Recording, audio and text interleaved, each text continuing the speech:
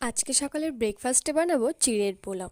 তার জন্য দুটো আলু কেটে নিয়েছি, তারপর আলুগুলোকে ধুয়ে নিয়েছি।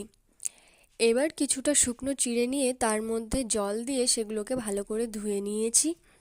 তারপর বড় ছাঁকনির মধ্যে সেই চিড়েগুলো কিছুক্ষণ রেখে দিয়েছিলাম জল ঝরানোর জন্য। দুটো কাঁচা লঙ্কা কেটে নিয়েছিলাম। তারপর কড়াইতে কিছুটা বাদাম ভেজে নিয়ে সেগুলো তুলে নিয়েছি। তারপর কড়াইতে তেল দিয়ে সেই তেলটা গরম হয়ে গেলে তার মধ্যে কুচানো কাঁচা লঙ্কা দিয়ে এবং কেটে রাখা আলুগুলো দিয়ে ভালো করে নেড়ে চেড়ে তার মধ্যে একে একে হলুদ নুন দিয়ে ভালো করে নেড়ে একটু সামান্য পরিমাণে জল দিয়ে সেগুলো কিছুক্ষণ ঢেকে রেখেছিলাম সিদ্ধ হওয়ার জন্য। এবার ঢাকনা তুলে আলুগুলো কিছুক্ষণ নেড়ে চেড়ে তার মধ্যে ভেজে রাখা বাদাম আর কিছুটা কারি পাতা দিয়ে ভালো করে নেড়ে চেড়ে এবার তার মধ্যে একে একে মশলাগুলো দিয়ে দেব। জিরের গুঁড়ো, ধনে গুঁড়ো আর লঙ্কার গুঁড়ো দিয়ে ভালো করে নেড়ে চেড়ে জল ঝরিয়ে রাখা চিড়েটা তার মধ্যে দিয়ে দেব।